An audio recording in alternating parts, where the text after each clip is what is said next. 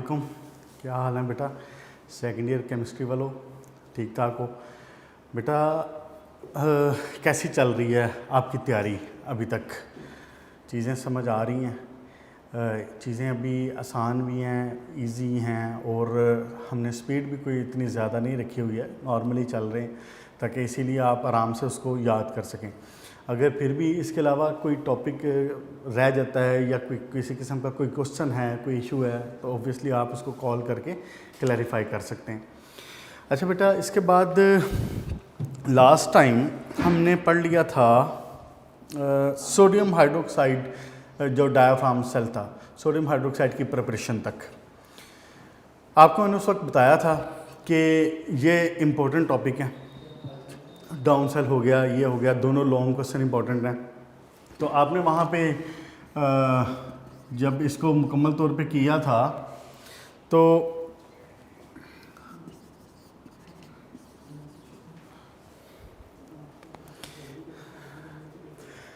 इसमें कोई इश्यूज़ तो नहीं है अभी। एक काम करता हूँ, 1-2 मिनट का आपको सिर्फ एक रिवीजन कर लेते हैं एक बार, ताकि चीज़ें एक बार नज़र से दोबारा गुजर जाएँ। उसके बाद इंशाल्लाह ताला हम आज का जो लास्ट टॉपिक है आपका इस चैप्टर का, उसकी तरफ आते हैं। फिर इंशाल्लाह ताला नेक्स्ट लेक्चर में नेक्स्ट चैप्टर शुरू कर लेंगे। बेटा क्या कर रहा था डायाफ्राम सेल? डायाफ्राम सेल का काम क्या था? बेसिकली डायाफ्राम होता क्या है? डायाफ्राम उस चीज़ को कहा जाता है जो एक जिसमें कोई मेम्ब्रेन हो।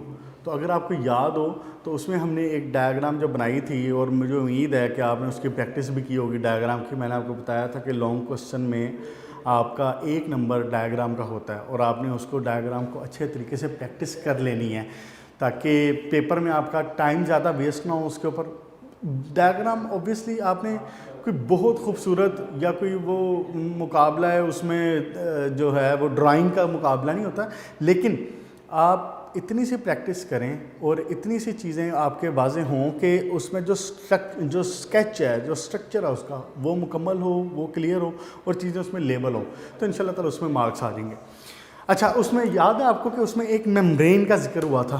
क्या नाम था बेटा उस मेम्ब्रेन का जो हमने एक लेयर सी बनाई हुई थी कैथोड के अंदर?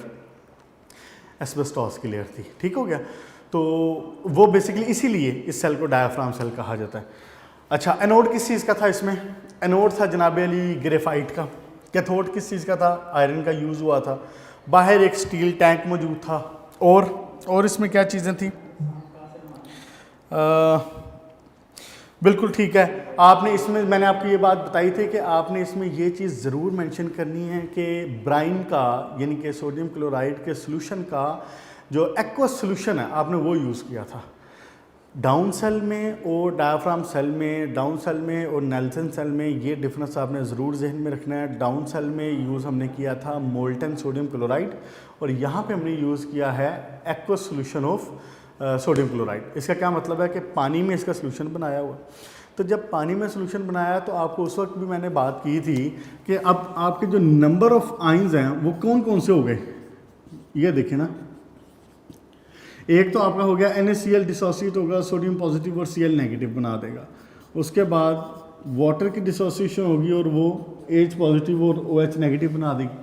तो वहाँ पे हमारी ये बात हुई थी कि अब अगर इसके अंदर हम कोई ऐसा सिस्टम इस्तेमाल करें, ऐसा कोई तरीका इस्तेमाल करें कि इसके अंदर से हाइड्रोजन और Cl दोनों निकल जाएँ, तो हाइड्रोजन और Cl को, ये मिसाल के तौर पर आप हाइड्रोजन आयन को आपने किस में कन्वर्ट किया था? हाइड्रोजन गैस में। और Cl को आपने किस में कन्वर्ट किया था? क्लोरीन गैस में। तो पीछे बचा क्या था? सोडियम और हाइड्रोक्साइड। तो सोडियम हाइड्रोक्साइड बना था, और इसमें आपको बाय प्रोडक्ट के तौर पे कौन सी 2 गैसेस हासिल हो गई थी? यही दोनों जिनका भी जिक्र हुआ है, हाइड्रोजन और क्लोरीन। और फिर मैं आपको ये भी बताया था कि जो क्लोरीन गैस है उसके ये जो इस्तेमाल है वो क्या है? वो इंडस्ट्री में अच्छा खासा इस्तेमाल है उसका। जैसे कि आजकल तो ख़ास तौर पे डिसइंफेक्टेंट के तौर पे इस्तेमाल होता है, जरासीम कुश के तौर पे इस्तेमाल होता है, वायरसेस और बैक्टीरियाज़ को किल करने के लिए इस्तेमाल होता है। तो इंडस्ट्री में अच्छा खासा इस्तेमाल है फिर क्लोरीन का। इसी तरह हाइड्रोजन गैस भी इंडस्ट्री में एज यूज़ होती है, और उसको फिर सेल भी किया जाता है इसीलिए। तो बहरहाल सोडियम हाइड्रोक्साइड का भी आपको बताया था कि सोडियम हाइड्रोक्साइड बहुत सारी इंडस्ट्रीज़ में इस्तेमाल होता है, ये भी, जिनमें मैंने चंद एक इंडस्ट्री जैसे आपके सामने सोप का, पेपर इंडस्ट्री का, इनका नाम लिया भी था। तो इसीलिए इसकी एनुअल प्रोडक्शन अच्छी खासी की जाती है। ठीक हो गया बेटा।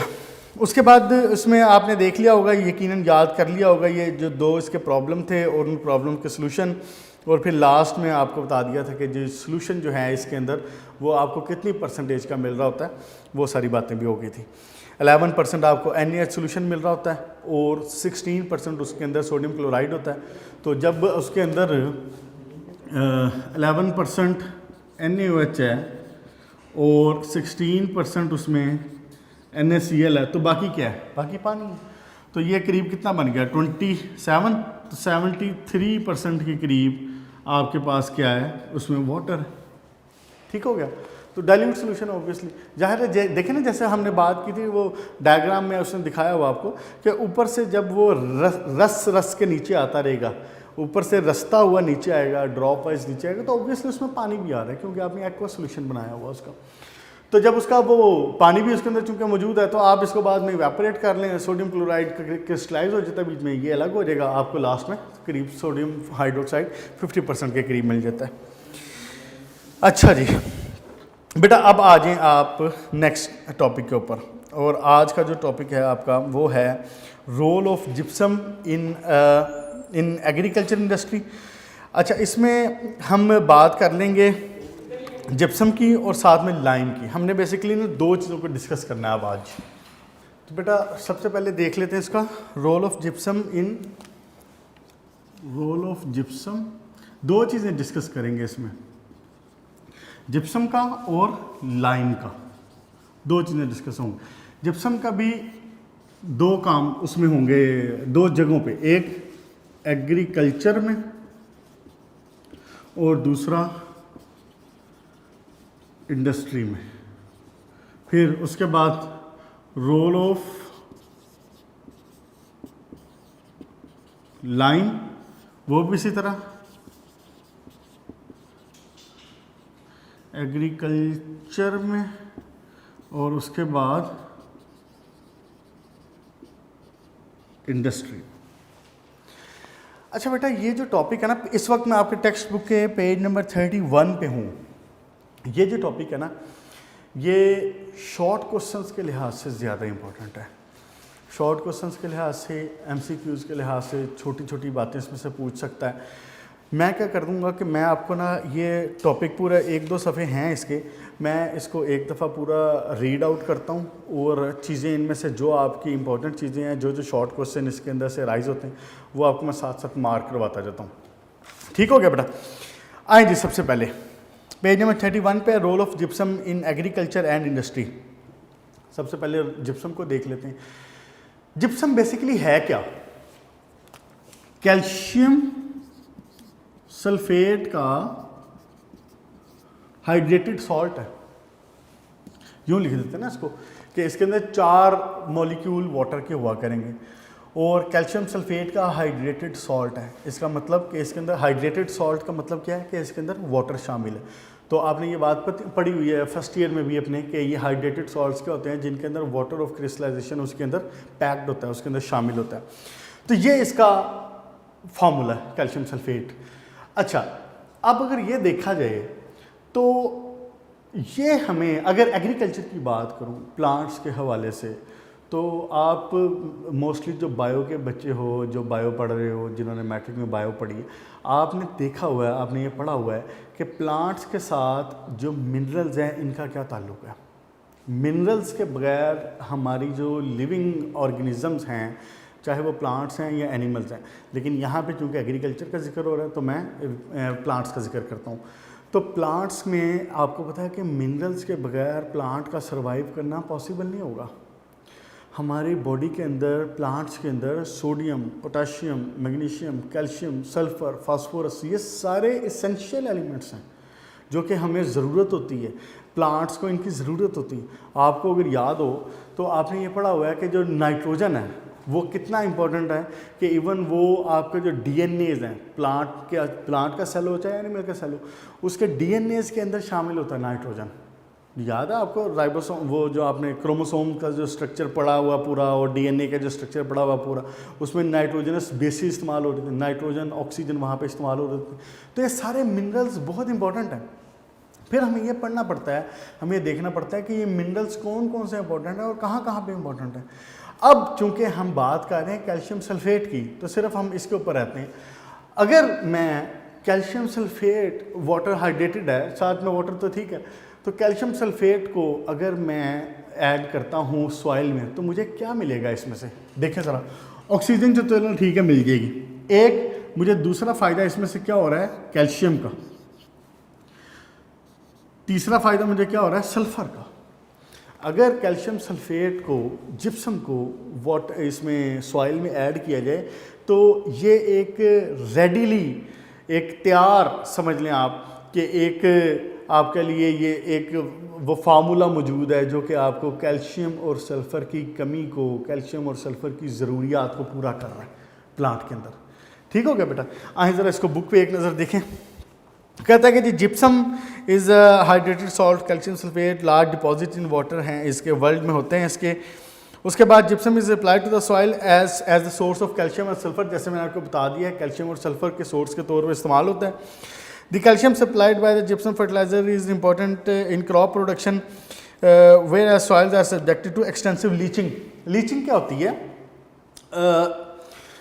कुछ सॉइल्स ऐसी होती हैं जो कि उनको, जो उनके अंदर मिनरल्स ऐड अप की जाती हैं या पानी होता है मौजूद उसके अंदर, वो उसको रिटेन नहीं कर पाती, वो उसमें से रस जाता है, उसमें से नीचे की तरफ चला जाता है, सॉइल की टॉप से नीचे की तरफ चला जाता है। इसको कहते हैं लीच आउट होना।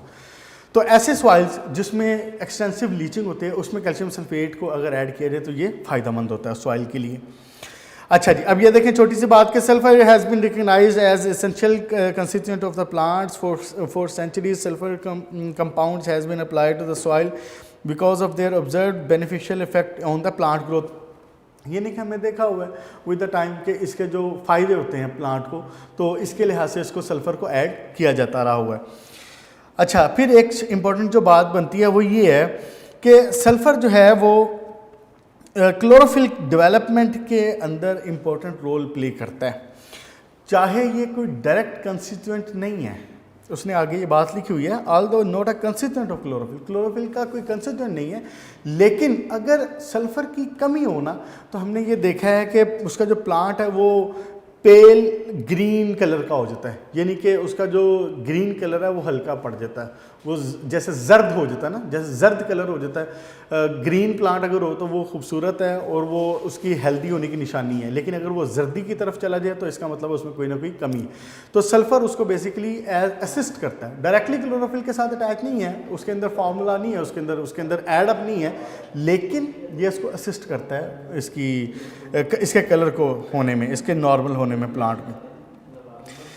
उसके बाद बेटा कहता है कि the root system of the several plants, ये भी ठीक है, जनरल सी बात है।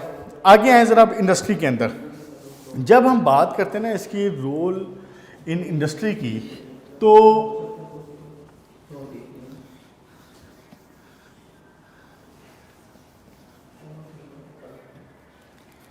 Role of gypsum in industries. अब बेटा यहाँ पे ना 3-4 शॉर्ट क्वेश्चन बनते हैं। एक आपका बनता है प्लास्टर ऑफ पेरिस का, फिर एक बनता है डेड बर्न्ट जिप्सम का, ठीक हो गया। उसके बाद फिर सेटिंग प्लास्टर्स का बनता है एक शॉर्ट क्वेश्चन। मैं आपको ये सारे यहाँ पे लिख देता हूँ।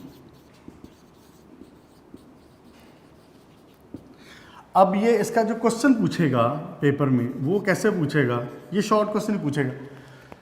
प्लास्टर ऑफ पेरिस का जिक्र पहले हुआ भी है, आई थिंक लास्ट लेक्चर में शायद हुआ था या उससे पहले। प्लास्टर ऑफ पेरिस का पूछेगा कि what is plaster of Paris, तो आप वो जो उसमें लास्ट टाइम बात हुई थी उसमें से भी बता सकते हैं, वरना इसमें से भी बता सकते हैं, बात एक ही है, चीज़ एक ही। फिर एक बड़ा इंपॉर्टेंट शॉर्ट क्वेश्चन बना करता है, पूछता है कि what is dead burned gypsum, how dead burned gypsum is prepared, ये बातें। फिर एक बात पूछा करता है कि स्पेशल प्लास्टर्स क्या होते हैं। अब स्पेशल प्लास्टर में आगे से 2 प्लास्टर हैं, वो हैं सीमेंट प्लास्टर और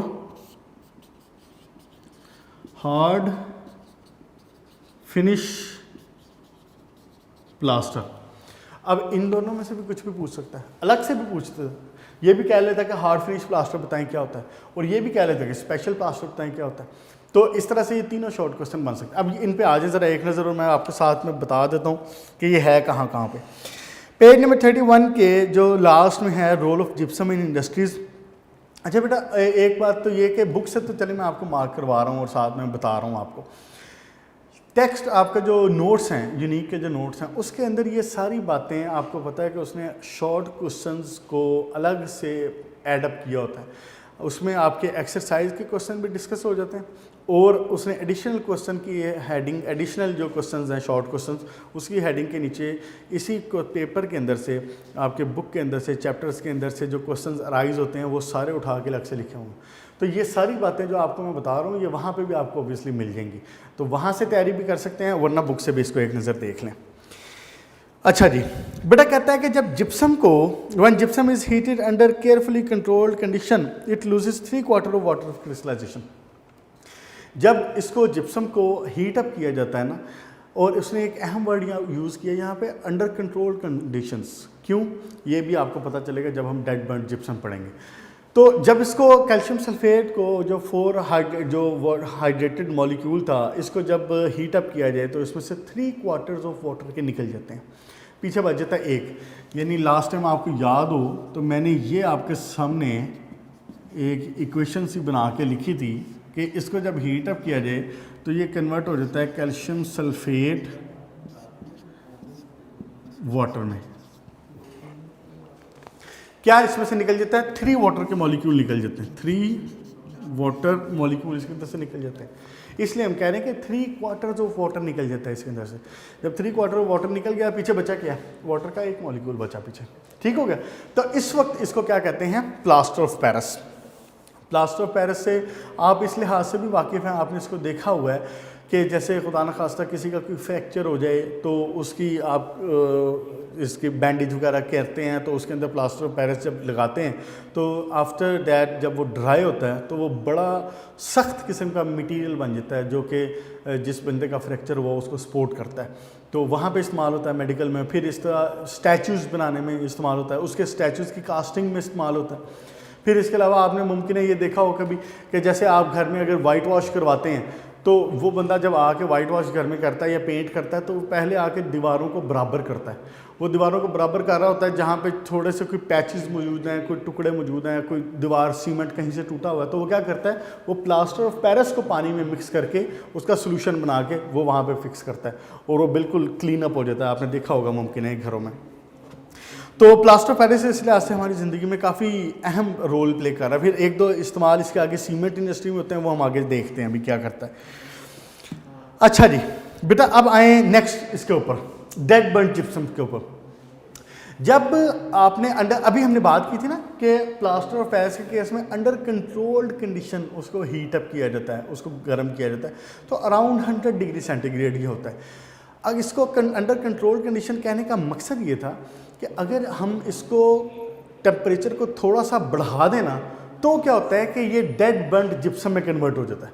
अगर टेम्परेचर अराउंड 120 डिग्री सेंटीग्रेड चला जाए तो ये डेड बर्न जिप्सम में कन्वर्ट हो जाता है। इसको देखें ज़रा, इसका जवाब अगर वो पूछता है आपसे शॉर्ट क्वेश्चन में कि what is dead burn gypsum, तो यहाँ पे इसकी बात ये बनती है कि जब आप उसको जिप्सम को हीट अप करते हैं under control condition, it produces plaster of Paris. तो जब प्लास्टर ऑफ पेरिस को मज़ीद हीट किया जाए, टेम्परेचर डिग्री सेंटीग्रेड उसने बुक में नहीं लिखा हुआ इसलिए आपको भी लिखने की ज़रूरत नहीं, लेकिन इन्फॉर्मेशन के लिए बता रहा हूँ कि अराउंड 120 डिग्री सेंटीग्रेड ये होता है। तो जब इसको इतना हीट किया जाए तो it converts to dead burn gypsum. उसमें होता क्या बेसिकली, जो उसके अंदर रिटेन्ड वाटर था ना, ये वाला जो उसके अंदर बचा हुआ पानी था, ये भी बीच में से निकल जाता है।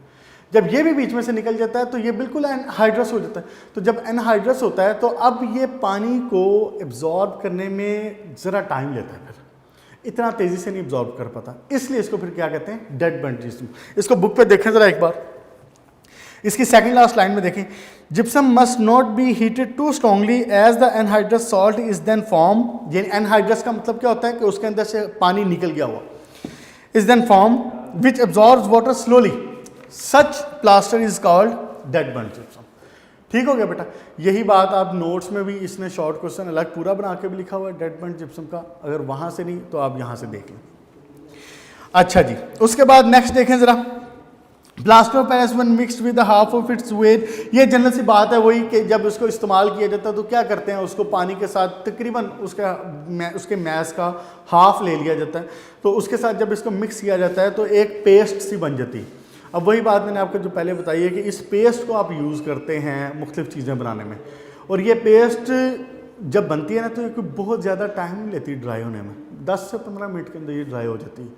ठीक हो गया, तो और ड्राई होकर ऑब्वियसली वो सॉलिडिफाई हो जाती है, फिर आपने जो भी चीज़ बनाई है ये जहाँ पे भी उसको फिक्स किया है वहाँ पे वो फिक्स हो जाती है। अच्छा जी, ये एक छोटा सा बात है कि जी अगर 2 नंबर का वो शॉर्ट क्वेश्चन पूछ लेता है कि जी प्लास्टर ऑफ पेरिस कहाँ पे इस्तेमाल होता है, तो पेज नंबर 32 में इसका थर्ड जो पैराग्राफ आपका, plaster of Paris is use for making plaster walls, cast of statuary, coins वगैरह इसमें है, फिर उसके बाद सर्जरी में है, ये सारे इस्तेमाल हैं इसके। अच्छा जी, उसके बाद बेटा आ जाए अब अगली बात के ऊपर, स्पेशल प्लास्टर के ऊपर। अभी हमने बात ये की है कि जो प्लास्टर ऑफ पेरिस है ये कोई बहुत ज़्यादा टाइम नहीं लेता ड्राई होने में। अगर आपने कभी घर में इत्फाक किया, अक्सर बल्कि अब तो यूट्यूब वगैरह पे वीडियोस भी चल रही होती हैं, अक्सर लेडीज़ और अक्सर गर्ल्स घरों में इस तरह की चीज़ें बना के उनको यूट्यूब पे वीडियोस अपलोड कर रही होती हैं इसकी, कि उसमें जिप्सम यूज़ कर रही हैं प्लास्टर ऑफ पेरिस, तो उसकी मदद से वो मुख्तलिफ चीज़ें बना रही होती हैं बच्चों के खेलने वाली, तो काइंड ऑफ उनका अर्निंग का एक तरीका है। तो अगर आपने देखा है कि ये ड्राई हो जाता है जल्दी, ये 10 से 15 मिनट के अंदर ड्राई हो जाता है, हार्ड हो जाता है फ़ौरन, तो हम क्या करते हैं सम टाइम इतनी जल्दी हार्डनेस, इतना जल्दी ड्राइनेस होना हमारे लिए सम टाइम फेवरेबल नहीं होता, तो हम इसमें क्या करते हैं कुछ एडिटिव भी डाल सकते हैं। हम उसको एडिटिव डाल के उसको कन्वर्ट कर सकते हैं सीमेंट प्लास्टर में या हार्ड फिनिश प्लास्टर में। उसको देखें ज़रा अब क्या होता है। सीमेंट प्लास्टर देखें, सबसे पहले कहता है कि जी it is plaster of Paris which is usually in which glue or other oils have been added as retardant to prolong the time of setting। वही बात होगी, क्या इसमें डाला है, ग्लू और कुछ ऑयल्स वगैरह यूज़ कर लेते हैं। वो किस लिए यूज़ कर लेते हैं, ताकि इसका जो सेटिंग टाइम है ये थोड़ा प्रोलोंग किया जा सके। तो इस तरह को क्या कहेंगे हम पे, सीमेंट प्लास्टर, अगर उसमें ऑयल डालें या ग्लू डालें। अच्छा जी, दूसरे वाले को देखें ज़रा, हार्ड फिनिश प्लास्टर में क्या होता है, they are made by the calcination of the anhydrous. Calcination क्या होती है बेटा, कैल्सिनेशन का वर्ड हमने यूज़ किया हुआ है पहले, और ये इसका मतलब होता है कैल्सिनेशन, इसका मतलब होता है हीटिंग स्ट्रॉन्गली, स्ट्रॉन्ग हीट का करना, उसको गर्म करना ज़्यादा टेम्परेचर के ऊपर, इसको कहते हैं कैल्सिनेशन। अच्छा जी, हाई टेम्परेचर के ऊपर। अच्छा, these are made by the calcination of the anhydrous sulphate. Anhydrous sulphate जो था उसको हीट अप किया विद एलम और बोरेक्स, यानी कि इसके अंदर हमने डाला है कोई ना कोई ग्लू और ऑयल, तो ये बन गया सीमेंट प्लास्टर। और अगर मैंने हार्ड फिनिश प्लास्टर बनाना है तो मैं इसके अंदर एलम या बोरेक्स को ऐड करता हूँ और इसमें साथ इसको हीट भी करता हूँ। इसके केस में ऐसा नहीं था। क्लियर हो गया। ये शॉर्ट क्वेश्चन अलग से, cement plaster, hard finish plaster under the heading of special plasters. ठीक हो गया बेटा। उसके बाद देखें अगला एक और छोटा सा यूज़ है, आपको पता है कि जैसे ये भी जो बोर्ड यूज़ हुआ है, ये जो बोर्ड बना हुआ है, ये क्या करते हैं कि जो लकड़ी का वो बुरादा होता है, लकड़ी के जो छोटे छोटे से टुकड़े होते हैं, उसके साथ भी सम टाइम इसको इस्तेमाल करके और इसको एक वुड बोर्ड में कन्वर्ट किया जाता है। उसके साथ मिक्स करते हैं इसको और एक वुड बोर्ड में कन्वर्ट करते हैं, जो कि एक हार्ड फिनिश बन जाता है। और अक्सर आपने देखा होगा जैसे सम टाइम हॉस्पिटल्स में हो गए या सम टाइम कॉलेजेस में या इस तरह के मौक़ों पे वो पार्टीशन के तौर पे इस्तेमाल, शादी हाल वगैरह में उन्होंने इस्तेमाल किया होता है, पार्टीशन के तौर पे इस्तेमाल की होती। तो एक काइंड ऑफ शीट होती है जिसमें लकड़ी का बुरादा मिक्स किया होता है और साथ में उसको जिप्सम मिक्स करके, ये प्लास्टर ऑफ पेरिस मिक्स करके उसकी पेस्ट बना के जब उसको ड्राई किया जाता है तो एक हार्ड फिनिश में बन जाता है, जो कि फिर बाद में उसको बोर्ड के तौर पर इस्तेमाल किया जाता है। अच्छा जी, उसके बाद ठीक हो गया बेटा, बाकी सारी जनरल सी बातें। लास्ट में एक बात देख लें कि पोर्टलैंड सीमेंट, हाँ ये अब एक बात थी जो मैंने आपको पहले कहा है कि ये सीमेंट इंडस्ट्री में भी इस्तेमाल होता है, पोर्टलैंड सीमेंट की मैन्युफैक्चरिंग में।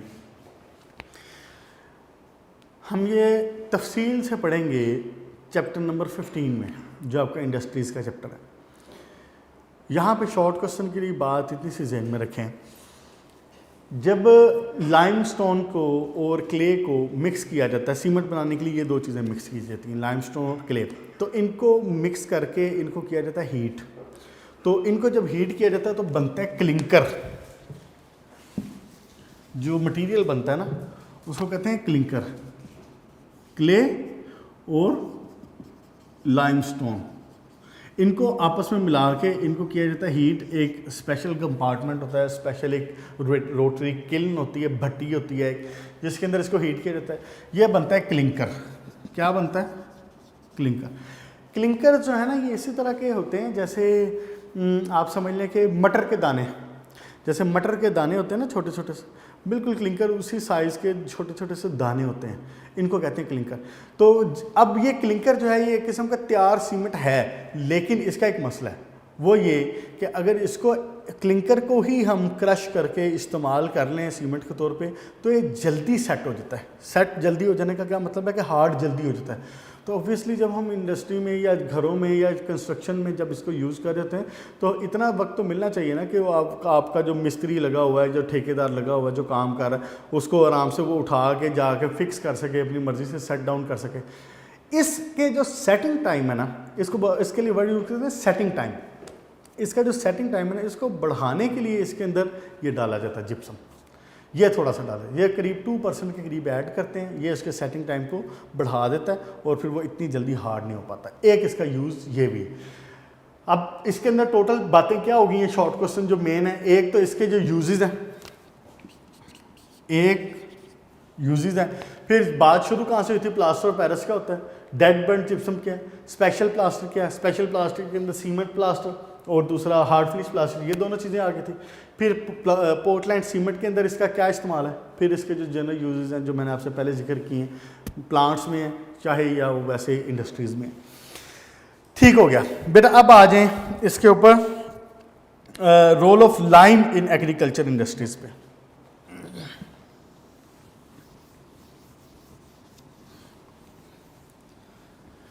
रोल ऑफ, इसमें भी दो चीज़ें देखेंगे हम, एक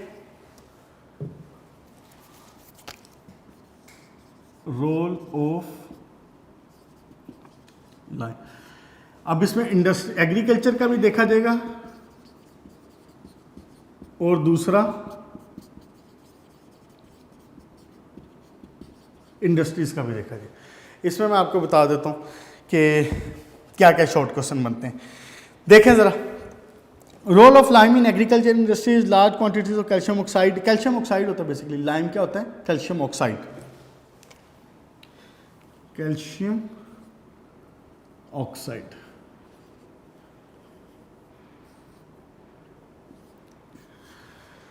अच्छा जी,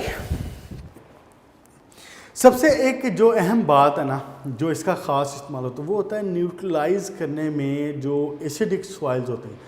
समटाइम आपको पता है कि हमारी बहुत सारी ज़मीन सिर्फ इसलिए बंजर हो जाती है और सिर्फ इसलिए इस्तेमाल के काबिल नहीं रहती कि उसके अंदर जो एसिडिटी है वो ज़्यादा है। आपको पता है कि जो जनरल प्लांट्स हैं हमारे, जैसे कि ये गंदम वगैरह होगी, चावल वगैरह होगी, जनरल जो आपके अजनास हैं, ये एसिडिक सॉइल्स में नहीं उग सकती। एसिडिक सॉइल में बहुत लिमिटेड किस्म के पौधे हैं जो कि उग पाते हैं।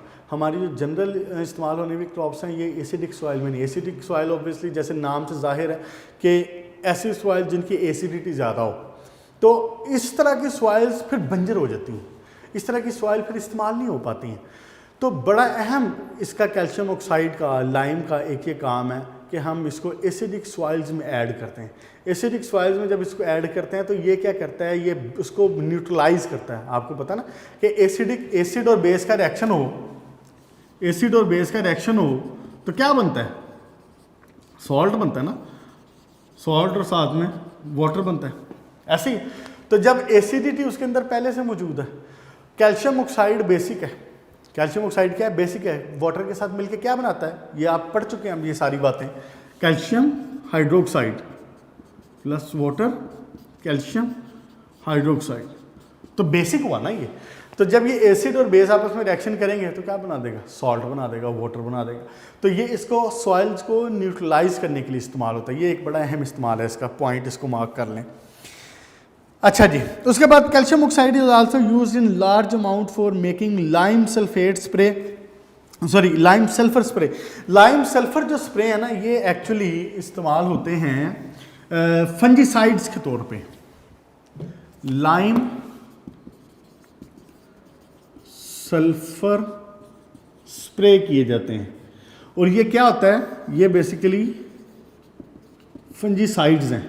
फंजीसाइड्स क्या होती हैं, जो कि फंगस को किल करने के लिए इस्तेमाल होती हैं।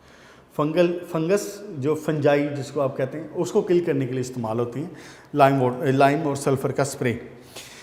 अच्छा जी, उसके बाद the hydroxide of calcium is obtained when the, इसमें सिंपल सी बात है, ये बात होगी, ये मैंने इक्वेशन भी लिख दी गई। कैल्शियम ऑक्साइड वाटर के साथ मिलकर क्या बनाता है, कैल्शियम हाइड्रोक्साइड, जिसको स्लेक लाइम कहते हैं।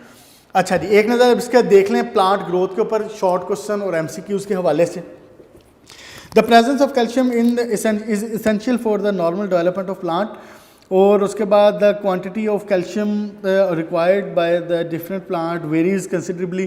पेज नंबर 33 की शुरू की 2 लाइन्स पढ़ रहा हूँ, देखें ज़रा, इंपॉर्टेंट है ये। An adequate supply of calcium appears to stimulate the development of root hair and in fact the entire root system. Calcium support करता है रूट सिस्टम को, उसको उसकी डेवलपमेंट में, रूट हेयर्स की डेवलपमेंट में, उसमें सपोर्ट करता है इनको। उसके बाद calcium is also necessary for normal leave development, बिल्कुल सही है, नॉर्मल लीव डेवलपमेंट के लिए इस्तेमाल होता है, प्लांट उसको यूज़ करता है। And tends to accumulate in leaves as well as in bark. Bark मतलब उसका जो तना है, उसकी जो छाल है। An adequate supply of calcium is also essential for the optimum activity of microorganisms that produce nitrates. Microorganisms आपको पता है इसमें सॉइल में इंतहाई अहम है। क्यों? क्योंकि ये कन्वर्ट कर रहे होते हैं जो है आपकी एयर की नाइट्रोजन, इसको नाइट्रेट्स में, तो फिर वो प्लांट के लिए अवेलेबल हो पाते हैं, तो उनके लिए भी इंपॉर्टेंट है ये बात। Calcium is also necessary for, ये हो गया, the effect of calcium on the supply of available phosphorus in the soil of special significance. Soil containing efficient calcium are slightly alkaline in nature. ये बिल्कुल सही है कि जब उसने कैल्शियम अगर मौजूद होगा इसके अंदर तो वो स्लाइटली नेचर हो जाएगी, उसकी जो नेचर है वो बेसिक हो जाएगी। ये भी हमारी बात हुई है। लास्ट पे when a deficiency of calcium exist, various substances such as aluminium and manganese may accumulate in plant in harmful concentration. Aluminium और मैंगनीज़ वगैरह जो हैं, अगर ये इनकी अमाउंट ज़्यादा हो जाए तो फिर ये प्लांट के लिए हार्मफुल है। तो लेकिन अगर ये मुनासिब मिकदार में मौजूद हों, और जो कि कैल्शियम उसको मुनासिब मिकदार में मौजूद रखता है, उसके साथ अपना कम्प्लेक्स बना के उसको कंज्यूम कर लेता है ताकि वो प्लांट को अवेलेबल ना हो पाए। वरना अगर उनकी एक्यूमुलेशन एलुमिनियम वगैरह की और मैंगनीज़ वगैरह की प्लांट के अंदर हो जाए तो वो उनके लिए हार्मफुल है। ठीक है बेटा, इसको रखते हैं अब यहाँ तक हो गया आपका करीब, बस लास्ट इसी टॉपिक का एक छोटा सा बस पोर्शन रह गया जो कि role of lime in industries है। उसको नेक्स्ट लेक्चर में इंशाल्लाह ताला देख लेते हैं। तो ठीक हो गया, यहाँ तक आप शॉर्ट क्वेश्चन और MCQs के हवाले से मैंने आपको मार्क भी करवा दिए, मैंने आपको बता भी दिए। इनको मेंशन कर लें अपनी बुक के ऊपर, वरना इनको नोट से जो इसने एडिशनल पोर्शन दिया हुआ वहाँ से सारे लिखे हुए हैं, वरना ये टेक्स्ट बुक के भी क्वेश्चन हैं आपके एक्सरसाइज के। तो अच्छे से बेटा तैयारी करो। तो लास्ट जो टॉपिक इंशाल्लाह नेक्स्ट में कंप्लीट करेंगे और उसके बाद फिर नेक्स्ट चैप्टर शुरू करेंगे। ओके बेटा, गुड लक।